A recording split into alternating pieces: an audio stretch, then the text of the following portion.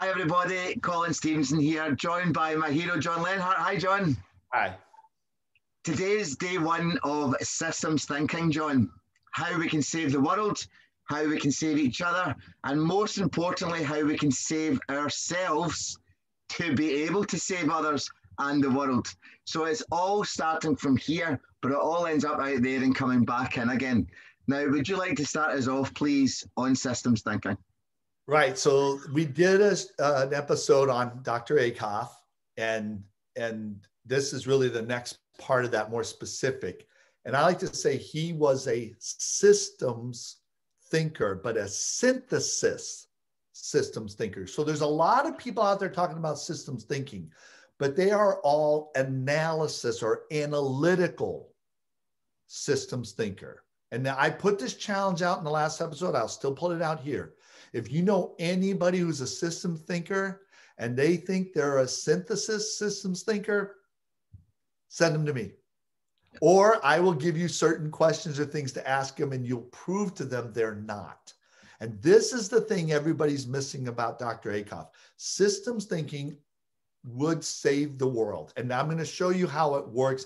And then I'm going to show you why all these consultants are wrecking everything. And I'm even going to show you why all these analytical systems thinkers are ruining the world. So in order to do that, I have to give you an overview of systems thinking. So this is the simplest, easiest overview, but I'm going to show you why this is important. Okay. So the first thing is that a system is a whole made up of parts. So that's the thing to remember. We're talking about a whole that's made up of parts. You are a system. You're made up of your heart, your lungs, you're part of all these systems. A car is a system. Everything is a system, and it's made up of parts. That's really simple. Hopefully that's simple. Number two, the defining property of the system is it only can be exhibited by the whole, and it is not provided by any of the parts. So the way Akoff would explain this is the purpose of a car is transportation. None of the parts of the car is able to provide transportation by itself. In fact, and they used to love to say this, the motor can't even transport itself. So the car is only able to provide its defining property when it's all there, and none of the parts can do it. So the minute we start thinking that parts are important in and of themselves, we're not systems thinkers. We're off course already. He used to say, you write, your hand doesn't write. If you think your hand writes, chop it off and throw it on the table and see what happens. He used to love to say, you think, your brain doesn't think, which speaks to an intangible driver. So right there, one of the first proofs I have that people aren't really systems thinkers is they don't understand that there has to be an intangible part to whatever system they're talking about. So the minute they point out a system, I start asking until I see if they have accounted for the intangible. If they haven't, they're hurting people. Absolutely. Now, when I deal with clients, I deal with friends, I deal with family, I explain to them all, as a human being, we've got our mental, our brain, our physical, and we've got our spiritual side of things. Now, regardless of what people think spiritual is, whether it's intangible from the science point of view, or if it's kind of woo-woo, the way we get called, whatever, there's still something there that allows us to keep going. Now, we don't plug in to recharge, so we don't get a power source. Food gives us energy, but only when it's burned. So what is burning the food to give us the energy? Okay, so we've got substances, we've got acids, but there's still something intangible that's allowing us to keep going. And nobody can explain what it is. Now, when you explain this to people and they start to actually take a minute to take a step back and then to think, they go, oh my, you're right. And I'll say, absolutely, but it's not me that's right. It's just the way that it is. It's this truth savant within me that just wants to not break the system down, but to show the system by taking a step back and looking in rather than looking out from the inside. So when we realize that everything, like, so we can get a heart or a lung taken out, this system doesn't work. Whatever's intangible will leave, but it'll still be about somewhere else. Do you know? So this is where we've got to realise that there's always a lot more to what we're doing than what we actually see. Right. And remember, he was a dissolve expert and he didn't even have the words for it. I have the words and I can help people replicate dissolve. He couldn't get anybody to do what he did, but he was able to dissolve, problems. And I've taught in our dissolve video to look for the intangible cause. So and that synthesis is that step back. So a synthesis systems thinker, their first step is back and it looks intangibly. Every other system thinker I know in the world, and I'd love to be proven wrong, looks physically and goes to analysis right away. So the third step, now here's where we start seeing the issues in practice. The third step of synthesis systems thinking is when you disassemble the whole, it loses its defining property. So what that means is, and if you think about it, it's not the sum of the behavior. So if you have a car and you take it all apart and you have all the pieces of a car sitting there, but they're not connected, you do not have a car. No. But people think they have a car. When they look at a system, they go, if we take it all apart and look at all the pieces, we are looking at the system. The system ceased to exist the minute you took it apart.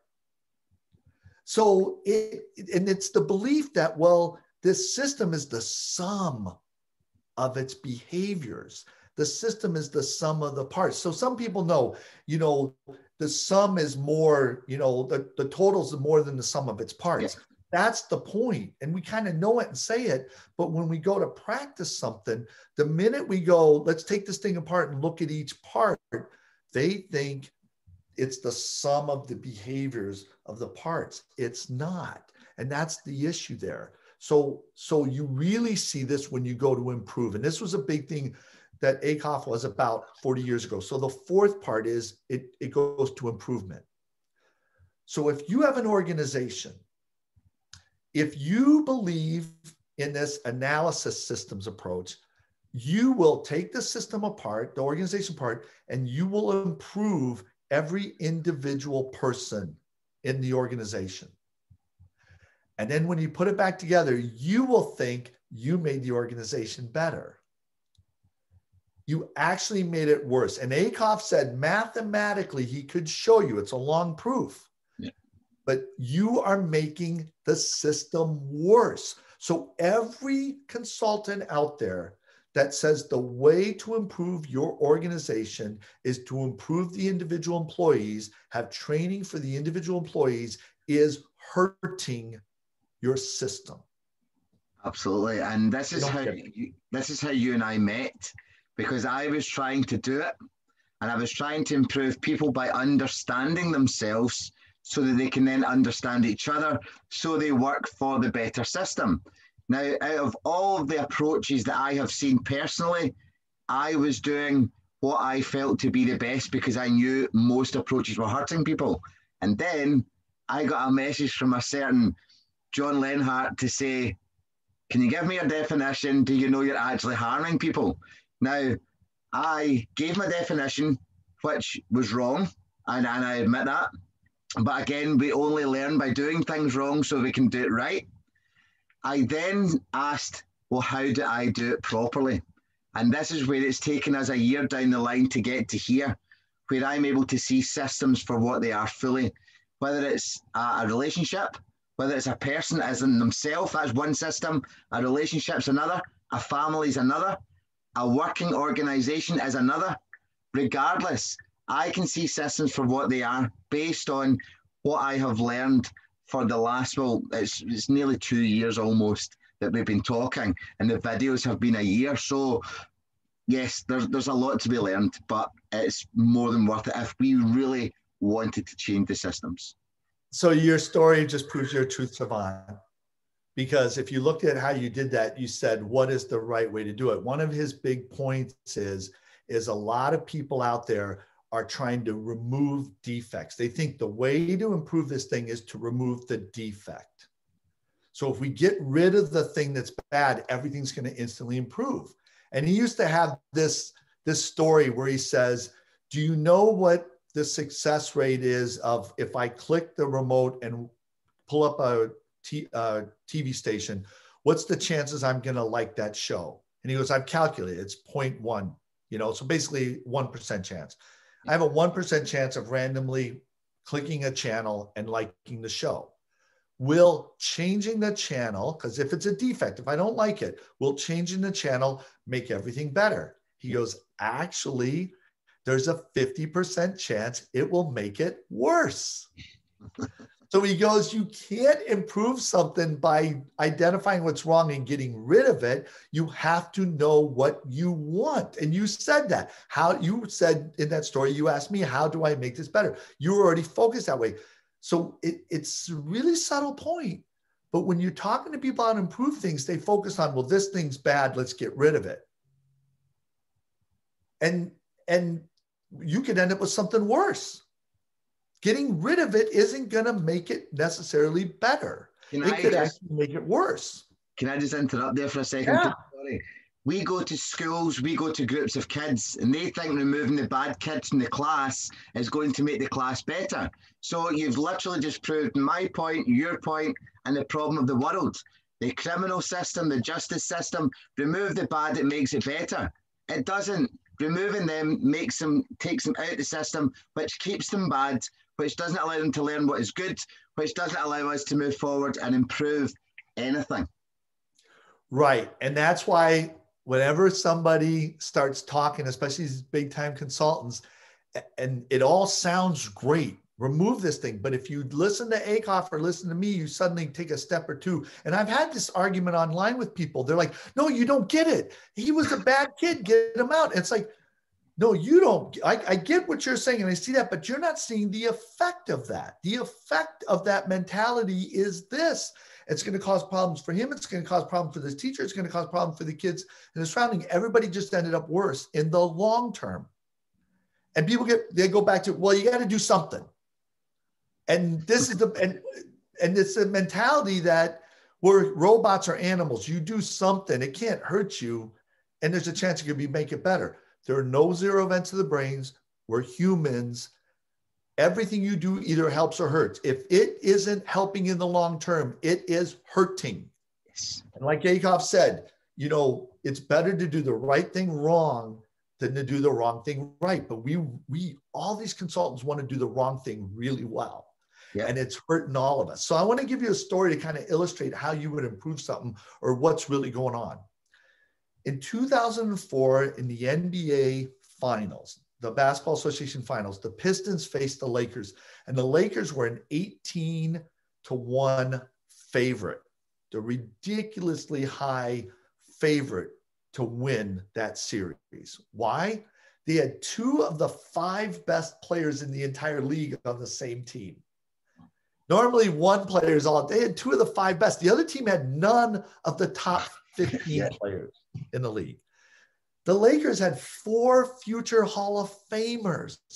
The Pistons had no Hall of Famers. There's person for person, there is no doubt the Laker team was so much better than the Pistons team. You would absolutely want to work for that organization. I like to say to people, how many games out of 7, they play best out of 7, first to 4. How many games do you think the Lakers won? Or how many games do you think the Pistons won? The Pistons won that series 4-1. It wasn't even close. Like how could this be an 18-1 odds and the other team just crushed them? It's because it's how the parts interact. Yep. And if you look at that Laker team, they fired Phil Jackson. A lot of things happened off that Laker team. And they just totally took the whole thing apart and blew up the organization for a number of years. And it was all because they don't have a systems mentality. That a system is the product of the interactions. A system is not a sum of the parts. Yep. And that's the thing. When I listen to someone talk, How are you going to improve this thing? How are you approaching this thing? If you're going to try to improve the individuals, you think it's a sum of the parts. If you improve the interaction between the individuals, then you improve the systems. How the parts are put together is really what determines what you got. So Akoff used to like to say, you know, if we took all the best cars in the world and had a bunch of engineers identify the best part, like who has the best engine of all the cars, the Rolls Royce, who's got the best transmission, Toyota. If you get all those parts together, you wouldn't even have a car, but you have all the best parts. It's how they fit together. Everything, Colin, you and I have talked about, and you just said it in your story previously, is the interaction. If we can improve the interaction between people, not the person, the interaction, then you improve the system. If I improve the interaction between the couple, I don't improve the couple, I improve their interaction, it improves the marriage. And the intangible drivers is how you want to be talked to and how you want to talk to others. That's what the intangible drivers identifies. How do you get energy being talked to? How do you get energy talking to others? If you start there and your unconscious knows this, you're on the path to always getting more energy. So Akoff understood all of this. He talked about this for years. No one could replicate it. And so all these consultants we have today are some of the parts, improving the individual, and they're hurting all of us in the long term. Absolutely. And do you know, I've spoken to, and I started doing what you do. We'll call it for a word. It's almost like friendly trolling, right? And it's asking people their definitions as to how they help people, how they do things. And because when you did it to me, I didn't feel threatened because I wanted to do better. And if there was somebody asking me a question, that means I'm not doing the best of my abilities, or I've not explained what I want to do. So now I started asking, so on different platforms, you know, they get paid adverts and things like that, and they say, oh, look at me, I do this. And I'm like, fantastic, this is great. Can you please tell me how you would utilize this in this situation, how you would add to that or explain this? Nothing. Never anything. Right. And that's the last thing I'll say is my ultimate proof that these other people aren't systems or synthesis systems thinkers is that their first response should always be backwards. Their first response should be a question. So if I'm initiating an interaction, it's always a question. We talked about arguing in 3 questions. What's your definition? What do you mean by? So when I say something and someone says, well, I don't agree with that, that's okay. You're assuming you understand me. You are doing analysis. So anybody who says they're a systems thinker or anybody who says they're an Akoff, protege or fan, and their first response is not to ask a question or understand somebody, they're a fraud. So that's why I'll take the challenge. And I can help you all take the challenge. Anybody who says they do that, ask them their definition of something and see if they can define it, or share your point and see if their first sentence is, well, what do you mean by that? Because if their first sentence is, well, no, I don't agree with that. So you think you know exactly what I mean without finding out. Akoff always started with definitions, and he always, we saw in the last video, he always, do you play the violin? He wanted to tell this guy he asked the wrong question, but Akoff didn't say, you asked the wrong question. He said, do you play the violin? That's why I can tell you right now, I can objectively prove all these people who think they're doing it are not doing it, and they're actually hurting everybody. Yeah, and going forward through the systems, the systems videos that we've got coming up, we're going to let people understand how you know what you know. We're going to allow them to understand themselves better, the bigger systems, and how they can put into practice what either we know and what they already know. And all they do is have to actually start using, the proper system as itself, as opposed to using the little bits which is causing people to be hurt. So it's going to be exciting. It's going to be exciting for everyone to be able to kind of see where the end product of where we've been going for the last year is going, and how it can all be utilised and used in everyday life. And it's very, very easy. As much as them not being able to put it into words just now can be difficult, it's very, very easy to use. But again, it's just a choice. It's a choice. I love that. So thank you so much, John. And I look forward to the rest of this series. So I will speak to you next week. Take it easy. Bye.